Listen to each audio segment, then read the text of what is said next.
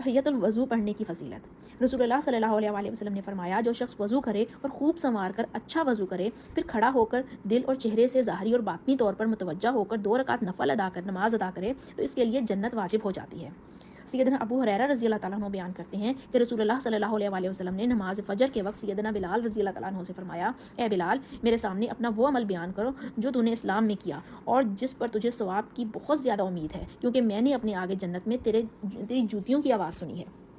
سیدنا بلال رضی اللہ تعالیٰ عنہ نے عرض کیا، میرے نزدیک جس عمل پر مجھے ثواب کی بہت زیادہ امید ہے وہ یہ ہے کہ میں نے رات یا دن میں جب بھی وضو کیا تو وضو کے ساتھ جس قدر نفل نماز میری مقدر میں تھی ضرور پڑھی، یعنی کہ ہر وضو کے بعد نوافل ادا کیے۔ اب اس میں کچھ اور بھی احکامات ہیں کہ ایک وضو سے کئی نمازیں پڑھی جا سکتی ہیں۔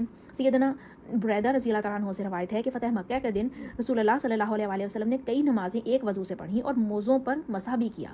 سیدنا عمر رضی اللہ تعالیٰ عنہ نے عرض کیا کہ اے اللہ کے رسول صلی اللہ علیہ وسلم، آج آپ نے وہ کام کیا جو آپ پہلے نہیں کیا کرتے تھے۔ آپ صلی اللہ علیہ وسلم نے فرمایا، اے عمر، میں نے ایسا جان بوجھ کر کیا ہے تاکہ لوگوں کو ایک وضو سے کئی نمازیں پڑھنے کا جواز مل سکے۔ معلوم ہوا کہ وضو قائم ہونے کی صورت میں ہر نماز کے لیے وضو فرض نہیں ہے بلکہ افضل ہے۔ دودھ پینے سے کلی کر لینی چاہیے۔ بے شک رسول اللہ صلی اللہ علیہ وسلم نے دودھ پیا، پھر کلی کی اور فرمایا اس میں چکنائی ہے۔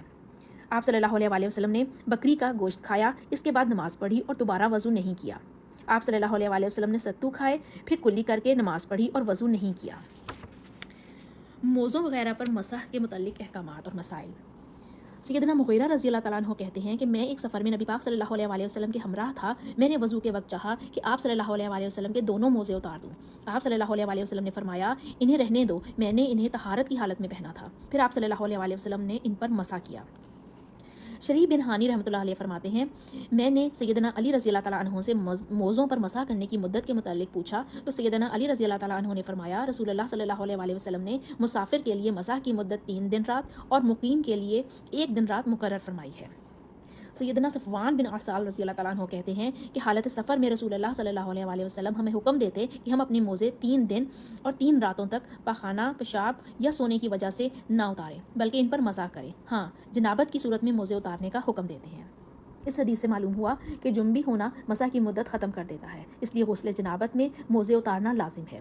البتہ اگر ویسے ہی کوئی دوسری حاجت پوری کی ہو یا نیند آ جائے تو اس کے بعد موزے نہ اتارے جائیں بلکہ جو مقررہ مدت تک ان پر مسح کیا جا سکتا ہے۔ مسافر کے لیے 3 دن اور رات اور مقیم کے لیے 1 دن اور رات، یعنی کہ 5 نمازیں ہم پڑھ سکتے ہیں۔ اگر ظہر کے وقت آپ نے وضو کر کے موزے پہنے ہیں تو آپ اگلی ظہر پڑھنے سے پہلے آپ کو دوبارہ اپنے موزے اتار کر وضو کرنا ہوگا۔ 5 نمازیں آپ ایک وضو میں کر سکتے ہیں موزے کے ساتھ۔ جرابوں پر مسح کرنے کا بیان۔ سیدنا صوبان رضی اللہ تعالیٰ عنہ سے روایت کرتے ہیں کہ رسول اللہ صلی اللہ علیہ وسلم نے وضو کرتے وقت صحابہ کرام کو پگڑیوں اور جرابوں پر مسح کرنے کا حکم دیا۔ صحابہ رضی اللہ تعالیٰ عنہ کا جرابوں پر مسح کرنا۔ سیدنا عقبہ بن عمر اور ابو مسعود انصاری رضی اللہ تعالیٰ عنہ نے اپنی جرابوں پر مسح کیا۔ سیدنا عمرو بن حریث رضی اللہ تعالیٰ عنہ فرماتے ہیں کہ سیدنا علی رضی اللہ تعالیٰ عنہ نے پیشاب کیا، پھر وضو کرتے ہوئے آپ نے اپنی جرابوں پر جو جوتوں یعنی چپلوں میں تھیں ان پر مسح کر لیا۔ صحابہ کرام رضی اللہ تعالیٰ عنہ سے جرابوں پر مسح کرنے کا ذکر کیا ہے، جن میں سیدنا عبداللہ بن مسعود، سیدنا سعد بن ابی وقاص، سیدنا عمرو بن حریث رضی اللہ تعالیٰ عنہ شامل ہیں۔ اس طرح سیدنا سہل بن سعد رضی اللہ تعالیٰ عنہ جرابوں پر مسح کیا کرتے تھے۔ سیدنا ابو امامہ رضی اللہ تعالیٰ عنہ بھی جرابوں پر مسح کیا کرتے تھے۔